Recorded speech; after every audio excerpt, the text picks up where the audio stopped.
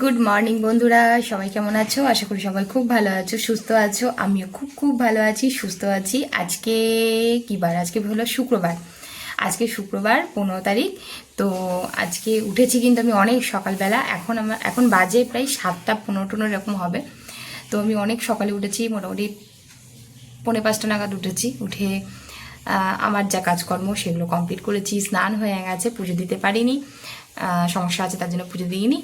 যাই হোক, আর এই যে নেহারানি এখন ঘুম থেকে উঠে আমার পিঠের মধ্যে এসে শুয়ে পড়লাম। আমি এতক্ষণ ব্যায়াম করছিলাম, ব্যায়ামের ক্লাস হলো, ব্যায়ামের ক্লাস করলাম, করার পরে নিজে আমার ফেসবুকে পেজ আছে আর কি ব্যায়ামের একটা, সেটা আমি ভিডিও সেটার জন্য শ্যুট করলাম, করে নিয়ে এখন এই যে জাস্ট উপর হয়ে একটু শুয়ে আছি, ম্যাটের উপরেই শুয়ে আছি। আর এই যে নেহা আমার পিঠের মধ্যে এসে শুয়ে পড়লো। আসলে ঘুম থেকে উঠে তো মায়ের ছোঁয়া চাই না? মা না থাকলে পৃথিবী পুরো অন্ধকার। যাদের মা নেই তারা জানে যে মায়ের কত মূল্য। মায়ের বুকে মাথা না দিলে রাতে ঘুম আসে না। মাকে কিন্তু আমরা অনেক কথা বলি, মায়ের সঙ্গে ঝগড়া হয়, মায়ের সঙ্গে কথা কাটাকাটি হয়, মায়ের কথা পছন্দ হয় না, মা যেটা বলে সেটা ভালো না। মা একটা টাইমে কি হয়, যখন একটা বয়সে পড়ে, তখন মাদের আমরা অনেকেই বলে থাকি যে তুমি বাজে মা, তুমি পচা মা, তোমার কথা আমি শুনবো না। মারা হয়তো আমাদের ভালোর জন্যই সব কথা বলে, বাট আমরা কিন্তু মাদের সঙ্গে এরকম বিহেভিয়ার করি। তাই তো? এটা কিন্তু আমার বয়সে না, এটা কোন বয়সে হয়? যখন টিনেজ বয়সগুলোর বাচ্চাগুলো, মানে তখন মায়ের কোনো কথাই ভালো লাগে না, বাবার কোনো কথা ভালো লাগে না, তখন বাবা মা খুব খারাপ ওদের কাছে। যাই হোক, এটা বললাম কেন, কারণ কি আমার মেয়েও তো বড় হচ্ছে, আমাকেও শুনতে হবে এরকম কথা। ওকে যেহেতু খুব গাইড করি আমি, না অতটা গাইড করি না, অতটা কড়া শাসন করি না আমি, ওকে ওর মতন ছেড়ে দিই, বাট হ্যাঁ নজরে রাখি। আর যেটুকু প্রয়োজন সেটুকু করি আর কি। সব মানে যদি আমি যে কোনো মানুষকে যদি খুব টাইট করে বেঁধে রেখে দিই না, তাহলে সে শ্বাস আটকে মারা যাবে। তাই জন্য তাকে তার মতন থাকতে দেওয়া উচিত, সেটা বাচ্চা বুড়ো সকলেই। তাই তো? তো যাই হোক, এই কথাগুলো বললাম, কিছু পেছনের কথা চিন্তা করি আর কি, চলে আসলো হঠাৎ করে। তো নেহা জানে মাকে ছাড়া ওর জীবন অচল, তাই জন্য ঘুম থেকে উঠেই মায়ের কোল চাই, চলে এসছে আমার কাছে। আমার কোলে বলতে আমার পিঠে মাথা দিয়ে শুয়ে পড়েছে। তো দেখি কতক্ষণ শুয়ে থাকে, একটু আদর করতে হবে, ভালোবাসতে হবে, তারপরেই উঠবে ম্যাডাম। তো যাই হোক, চলো, আজকে তো স্কুল আজকে হাফ স্কুল আছে, আবার পিটিএম আছে আর কি, স্কুলে মিটিং আছে, সেখানে যেতে হবে। তার আগে আমাকে কাজে বেরোতে হবে। তার আগে আমাকে যেটা করতে হবে এখন, আর কোনো টাইম ওয়েস্ট করা যাবে না, ঝটপট করে গিয়ে আমাকে রান্না বসাতে হবে। বাসন মাজা হয়নি গতকাল, সেই বাসনগুলো মাজতে হবে। তারপরে কি করতে হবে, তারপরে বাসন মাজে রান্না বসাতে হবে। 7টা 15 বাজে বললাম, প্রায় 7টা 20 হয়ে গেল এতক্ষণে। তো যাই, চলো ঝটপট করে ওগুলো করে নিই। তারপরে জামা কাপড় কাচা আছে, তারপরে আরও কী কী আছে, বিছানা গুছানো আছে, সেগুলো করব, বাইরে বেরোবো নিজের কাজের উদ্দেশ্যে, সবই তোমাদের সঙ্গে শেয়ার করব, দেখতে থাকো। ঠিক আছে? ভাবছি যে ব্লগটা এবার সুন্দর করে করতে হবে। আর ট্রাইপডের একটা অর্ডার দিয়ে দিয়েছি, মানে মোবাইলের স্ট্যান্ড, যেটা মোবাইলটাকে স্ট্যান্ড করে যেটা আমি কাজবাজগুলো দেখাতে পারবো, ভিডিও করতে পারবো, এটা অর্ডার করে দিয়েছি। তো হয়তো কয়েকদিনের মধ্যেই চলে আসবে, আসলে আমার খুব সুবিধা হবে কাজ করতে। আর তাছাড়া চলো যাই, এখন কাজে লেগে পড়ি তোমাদের সঙ্গে করে নিয়ে। ঠিক আছে, চলো। নেহার সামার ভ্যাকেশনের লাস্ট ডে আজকে স্কুল, এরপরে সামার ভ্যাকেশন পড়ে যাবে। তো এই যে ডালিয়া করব, মিক্সড ডাল আর ডালিয়া একসঙ্গে ধুয়ে তারপরে প্রেশার কুকারে বসিয়ে দিচ্ছি। আর একটু পটল ভাজা করব, পটল ভাজা দিয়ে খেয়ে যাবে। আর আজকে যেহেতু হাফ ডে স্কুল হবে, তো তার জন্য আলাদা করে টিফিন দিতে হবে না, মোটামুটি ওই 12টা 12:30টার মধ্যেই চলে আসবে স্কুল থেকে।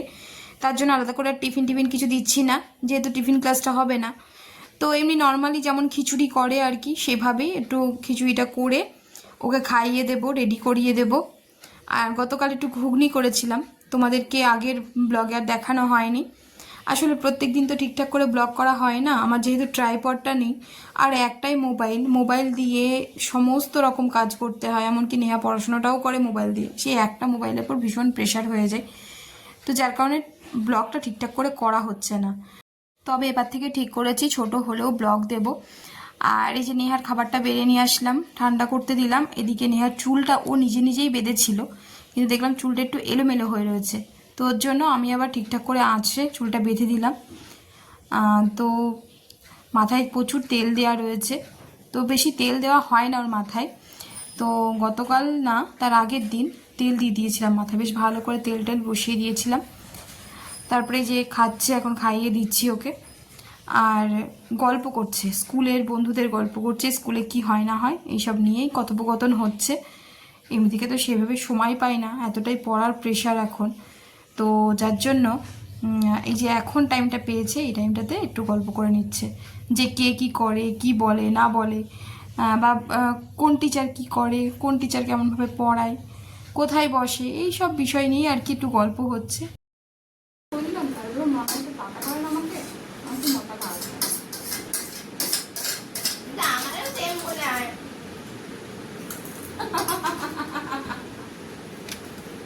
কি অবস্থা, হ্যাঁ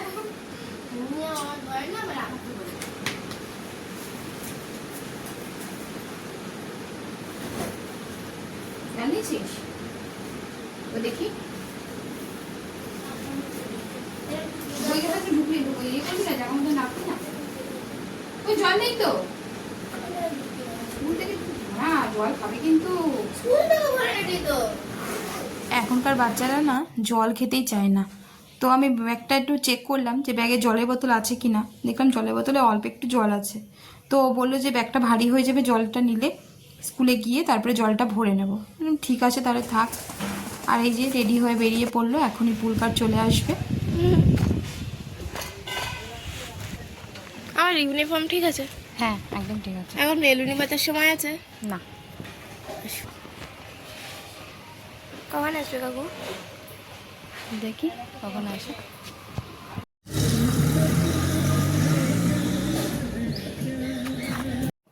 নেহা স্কুলে চলে গেল, আমি এখন ব্রেকফাস্ট করব, তারপরে রান্না করব। এখানে শেকগুলো রেখে দিয়েছি, মোটামুটি 10-15 মিনিট হয়ে গেল। আর এখানে একটু চিয়া সিড ভিজিয়ে রেখে দিয়েছি, এর মধ্যে দিয়ে দেবো 1 চামচ মতন চিয়া সিড দিয়ে দিলাম, ভেজানো চিয়া সিড দিয়ে এখন এটা আমি খাবো, আমার ব্রেকফাস্ট।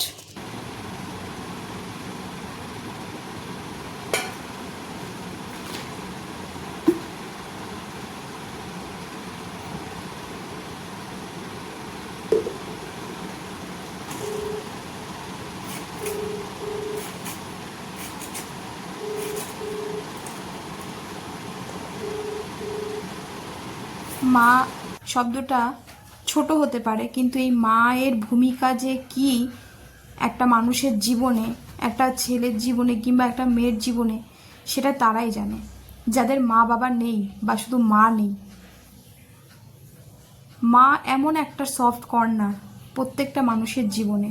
তবে এই মায়েদের প্রতিও কিন্তু অনেক অবহেলা অত্যাচার হয়, যেটা আমরা সোশ্যাল মিডিয়াতে দেখতে পারি, এছাড়া আমাদের বাস্তবেও অনেক এরকম দেখা যায়। কিন্তু মায়ের সঙ্গে এরকম করাটা উচিত না কখনো, কারণ মা আছে বলে কিন্তু আমরা বেঁচে আছি। মা এমন একটা জিনিস যে নিজেকে বিসর্জন দিয়ে, নিজের সুখ স্বাচ্ছন্দ্য সব কিছু বিসর্জন দিয়েও কিন্তু সন্তানের পাশে থাকে, সন্তানকে রক্ষা করে, সন্তানের জন্য পুরো পৃথিবীর বিরুদ্ধেও যায়। যাই হোক, আজকে মাকে নিয়ে কিছু কথা বললাম, যদিও কয়েকদিন আগে মাতৃদিবস গেছে, সেই উপলক্ষে কোনো ভিডিও বা কোনো ব্লগ আমি করিনি বা কোনো কিছুই বলিনি। মায়েদের কোনো দিবস হয় না, প্রত্যেকটা দিনই মাতৃদিবস। মায়েদের ঋণ কখনো শোধ করা যায় না। মা এমন একটা জিনিস, যখন বাড়িতে মা থাকবে না, দেখবে বাড়িটা কেমন ফাঁকা লাগে, যেন কি নেই একটা বাড়িতে, যেন কিছু একটা মিসিং। মা যখন ঘর গুছিয়ে রাখে, ঘরটা যেন একটা অন্যরকম জগৎ তৈরি হয়, একটা শান্তির জায়গা।